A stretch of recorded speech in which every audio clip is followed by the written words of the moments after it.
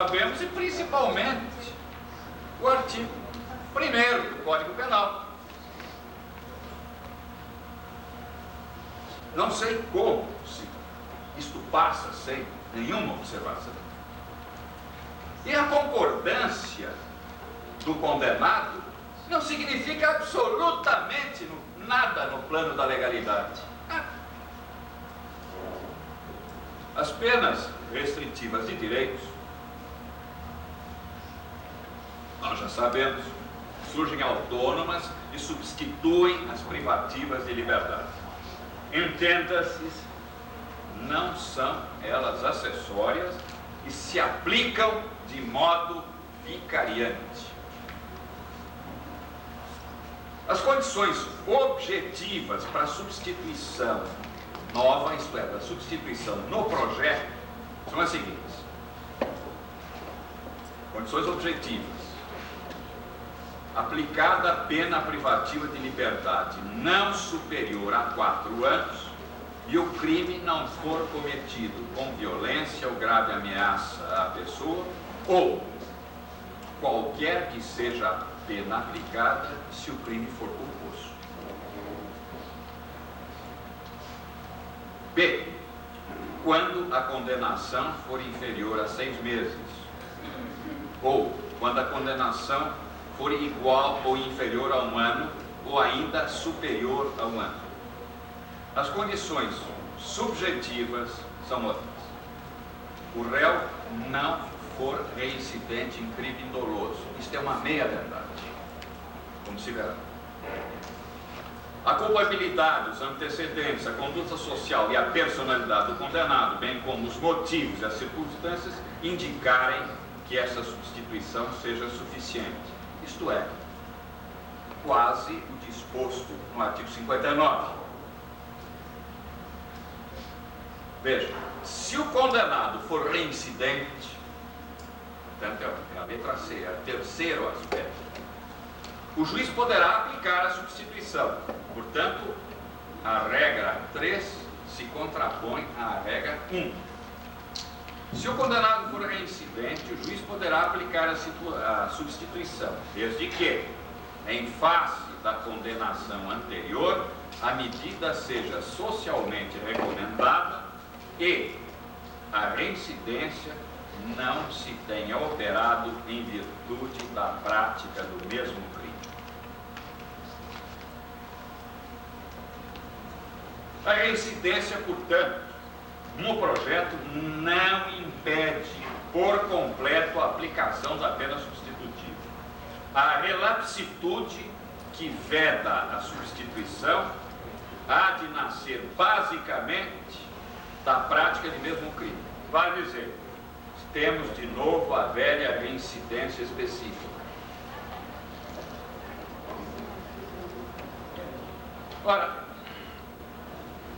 ao se colocar isto no projeto, parece que não se reparou que na suspensão condicional da pena, entretanto, se continua a exigir que o condenado não seja reincidente em crime doloso. Então fica... Eu tenho um dispositivo no artigo 77, número 1, exigindo não seja reincidente em crime doloso. No subsídio, posso ter embutida 2 penas restritivas.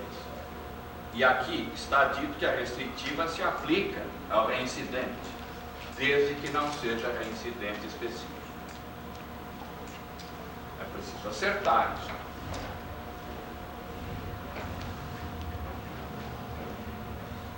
Há um aspecto de louvar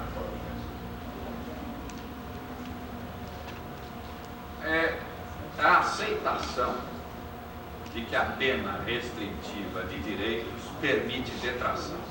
Isto é um aspecto que, afinal de contas, já era de se esperar e é até, de certo modo, lamentável que não tenha aparecido desde logo na reforma como um paralelo lógico e esperável, não é? Mas aí está, este é um ponto lógico. Digo isso porque logo em seguida dentro desta ideia das regras de Tóquio, a suspensão condicional da pena privativa de liberdade recebe um acrescentamento. Além de se conceder sursi ao maior de 70 anos, agora se deseja outorgá-lo, existindo razões de saúde que justifiquem a suspensão. Nós sabemos que determinadas moléstias conduzem à suspensão até pela inutilidade do atendimento da reprimenda. Assim, ao lado do chamado sursi etário, vamos colocar o sursi humanitário. Este é o outro aspecto louvável do projeto. Mas, veja, o problema da eficácia com que iniciei esta conversa sobre as sanções alternativas ao encarceramento. O esqueleto do projeto que procurei mostrar. Isto tudo me leva a perguntar, por exemplo, o uso das sanções alternativas à prisão, digamos, na Europa, produziu todo o êxito esperado, reduzindo, por exemplo, o número de presos? Devo dizer aos senhores, infelizmente, não. A comunidade, de outra sorte, sempre participou no correr da história da execução penal. Mas para quê? Para exculpar-se punindo. Sim. Agora, difícil mesmo é fazer a comunidade colaborar de modo positivo com a melhor e desejada eficácia das respostas penais. Eu confesso o meu enorme ceticismo. A mera e constante modificação de preceitos não conduz necessariamente à melhoria da legislação penal. Nós temos que nos perguntar, aqui, no Brasil, quais são as penas que nós devemos admitir? Devemos perguntar com franqueza e com honestidade, quais são os nossos fregueses? Estas penas são destinadas a quem? Qual é o povo? Não adianta que a regra de Tóquio, eu peço muitas desculpas ao senhor, não me importa nada que a regra de Tóquio recomende esta ou aquela sanção. Eu quero saber se essa sanção tem cabência entre nós, se ela vai ganhar eficácia real e social. Por isto,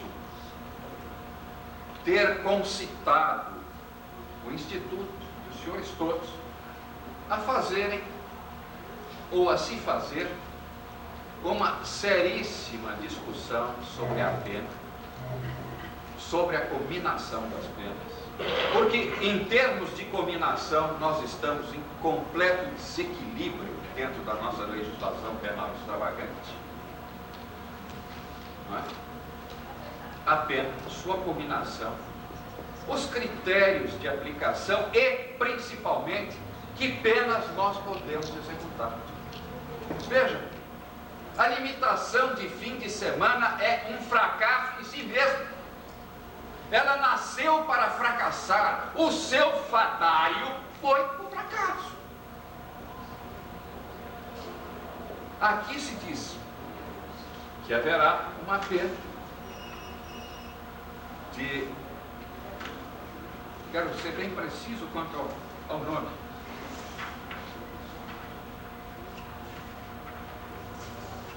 Recolhimento domiciliar. Esse recolhimento domiciliar é o fruto do fracasso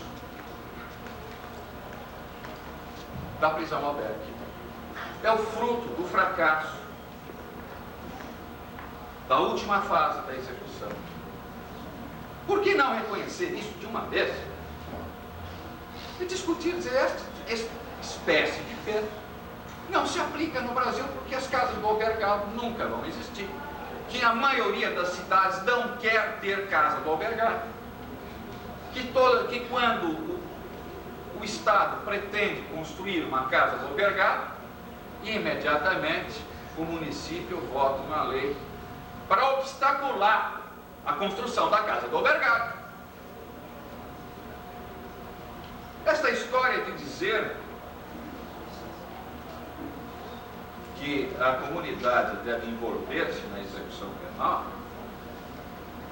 eu confesso que, do ponto de vista positivo, eu continuo tendo sérias dúvidas. Eu gostaria de estar muitíssimo errado. Bem, eu agradeço a atenção que me ouviram e lamento por estar tão cético quanto as reformas penais que aí se desenham. Muito obrigado.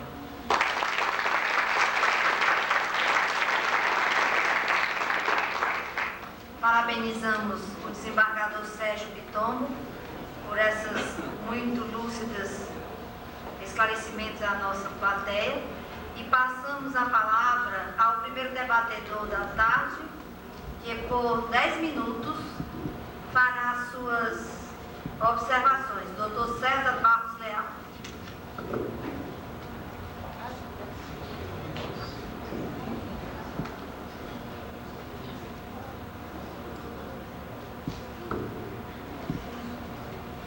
Dr. Sérgio Marcos de Moraes Pitombo, ilustre palestrante, doutora Nívia Marcos Rolim, presidente da mesa, doutora Hilda Lima de Castro, secretária, doutora Beatriz Castanheira, debatedora que nos acompanha, senhoras e senhores, eu quero preliminarmente agradecer aos organizadores deste evento pela oportunidade que me concederam de participar do presente painel.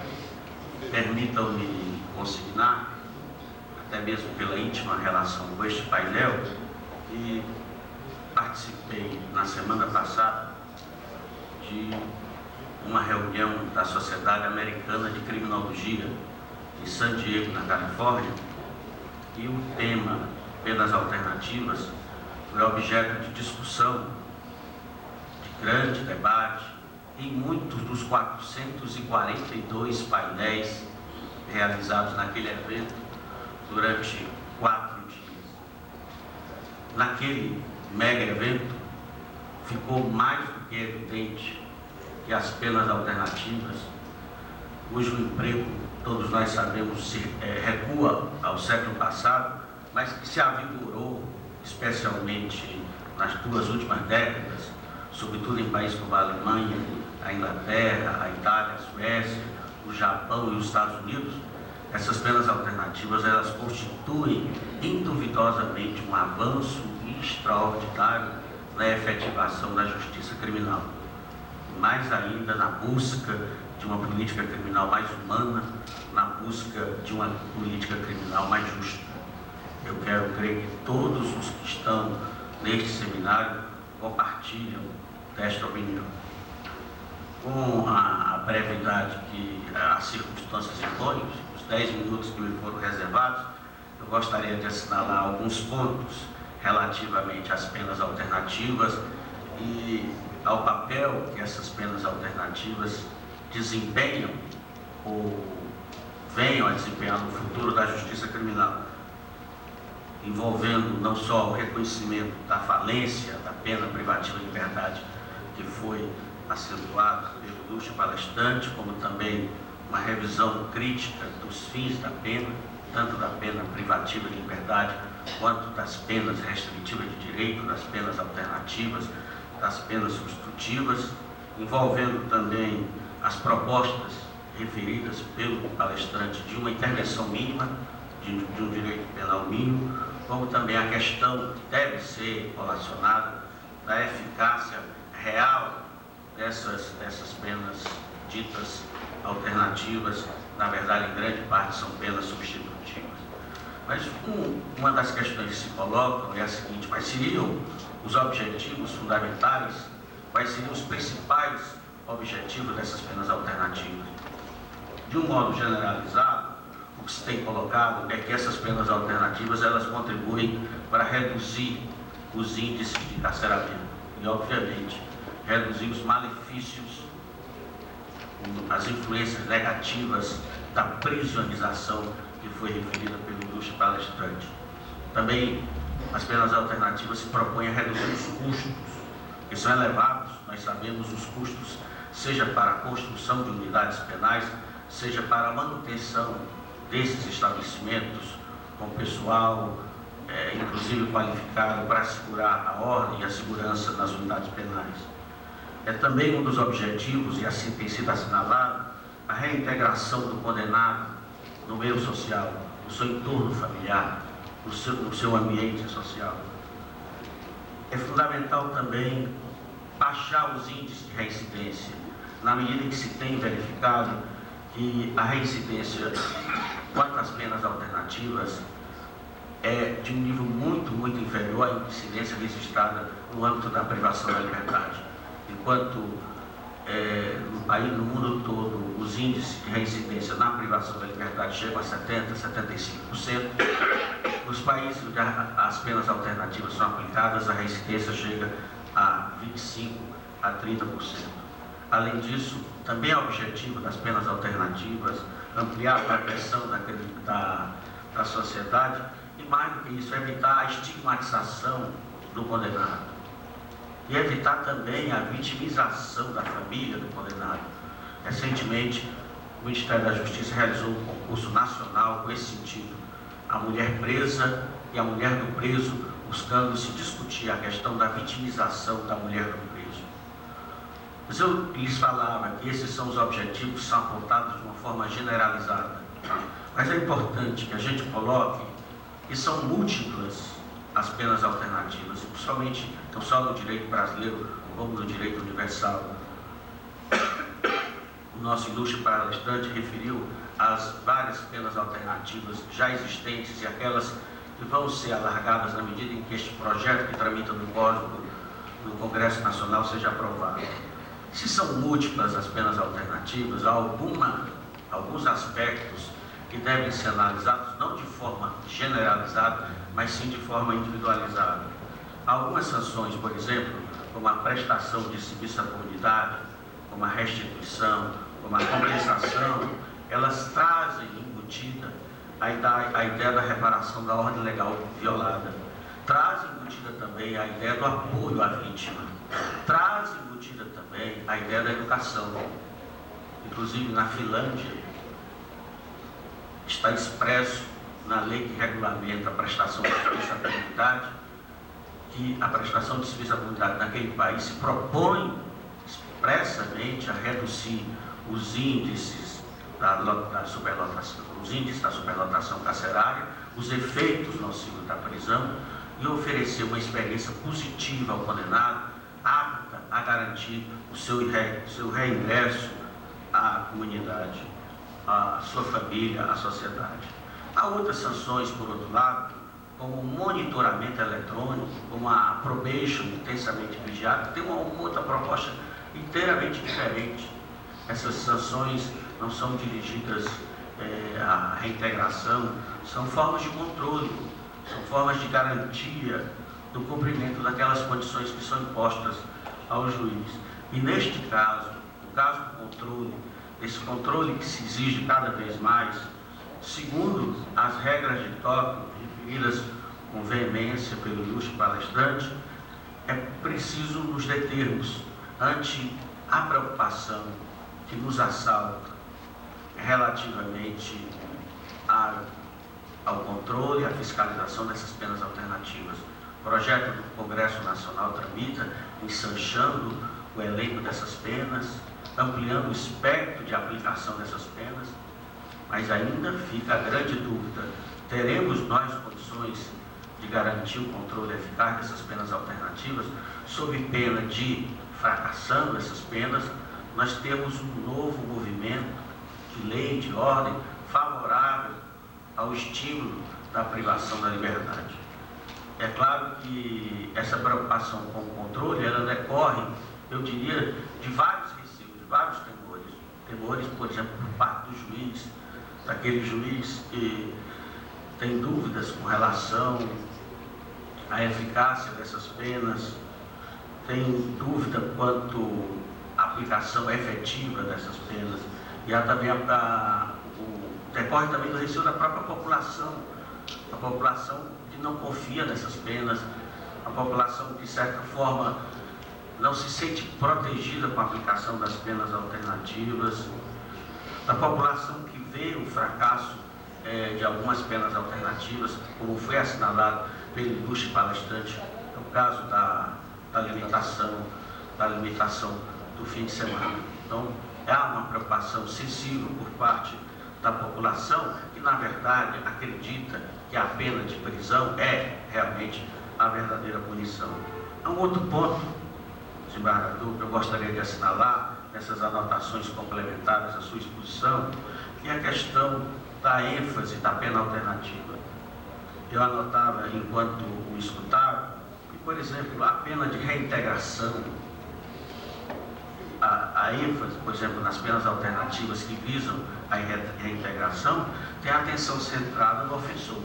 Tudo bem, mas se a ênfase da pena alternativa for na reparação, a atenção já é centrada na vítima. E, finalmente, se a ênfase da pena, por exemplo, for a retribuição, o castigo, nesse caso, o que prevalece, nós sabemos, é a ideia da punição.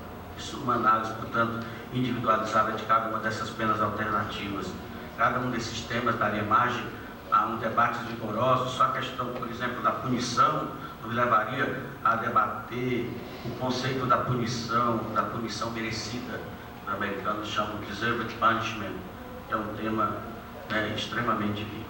Bom, a partir dessas reflexões aligeradas que acabamos de fazer, e na esteira da exposição do ilustre palestrante, eu gostaria de formular a seguinte pergunta. O ilustre palestrante, e eu fiz a seguinte anotação: em muitos países tem se buscado restringir o uso da pena de prisão, quer aprovando leis restritivas, como é o caso da Inglaterra, quer aprovando novas sanções alternativas, como é o caso do Brasil, quer estabelecendo diretrizes para as sentenças emitidas pelas autoridades judiciárias. Os americanos chamam de sentence guidelines. É o caso, portanto, dos Estados Unidos. Eu queria ouvir, portanto, a opinião do senhor a esse respeito. O senhor também fez uma colocação, não acreditava na participação da comunidade. Eu gostaria de saber se o senhor teve a chance de conhecer e de visitar a prisão da PAC de São José dos Campos. É uma experiência que vigora há mais de 20 anos em São Paulo e que tem granjeado o respeito de juízes. O próprio Tribunal de Justiça de São Paulo determina que os juízes devam conhecer, recém-concursados, eles devam conhecer a prisão apaquiana, e essa prisão tem recebido autoridades, representantes de várias partes do mundo, que ali vão estudar um método único, inovador, com a participação efetiva da comunidade. Vários países, inclusive Estados Unidos, Austrália, Nova Zelândia, Inglaterra, Peru, Argentina, estão construindo, estão mantendo prisões, adaptando-as ao modelo apaquiano. Gostaria de ouvir a sua opinião a respeito, não só a respeito da PAC de São José dos Campos, como a respeito de uma outra experiência igualmente inovadora. Aqui eu me reportava há poucos instantes com a professora Nívia Mazzolin, que é a experiência da PAC da Bragança Paulista. Diferentemente da PAC de São José dos Campos, não dá uma ênfase excessiva à religião, que é essa a grande crítica que se faz ao método da PAC. Muito obrigado.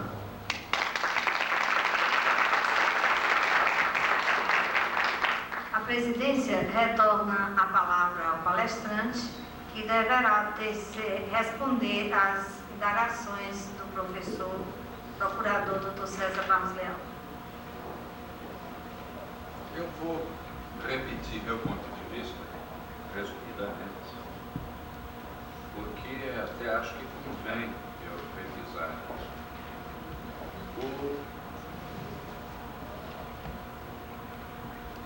penas alternativas à prisão, as penas alternativas ao encarceramento, elas precisam existir. O encarceramento, do meu ponto de vista,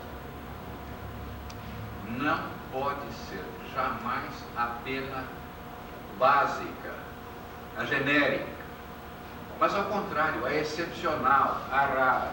Este é meu ponto de vista. Mas isto não significa, de modo algum, que eu deva perguntar para as Nações Unidas quais são as penas que devem ser impostas no Brasil. É preciso que fique bem claro isso. Nós temos que procurar o nosso perfil. Não me importa nem um pouco a existência deste golpe, que será um ponto de referência. Mas nada. O que eu me preocupo é saber quais são as penas aplicáveis e convenientes para nós. Nós já vivemos 13 anos de frustração com algumas penas. Será que vamos ter que repetir isso de novo? Será que vamos ter que repetir a limitação de fim de semana? Será que é hora de continuar perguntando quais são as penas que nós devemos, afinal de contas, ter no nosso direito penal? E depois, não é muito verdade que elas sejam um sucesso para que eu volte a insistir nisso. A Inglaterra, neste momento, neste exato momento, está passando por um momento, um instante de severidade penal.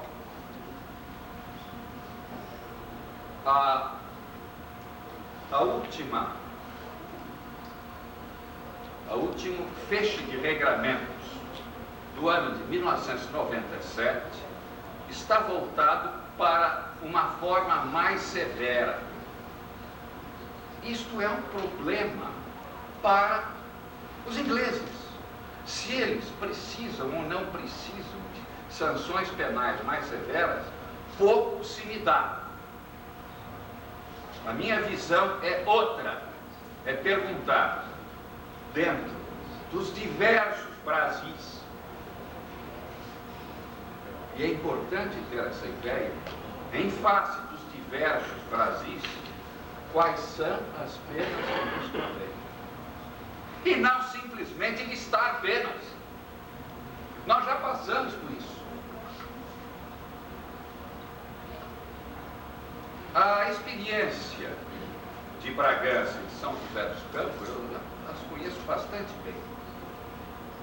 Eu devo dizer que eu tenho mais ou menos 23 anos de cadeia.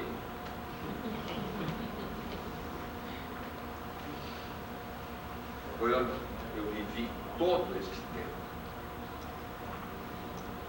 E eu pergunto se é possível ter uma APAC em cada comarca destes Brasis.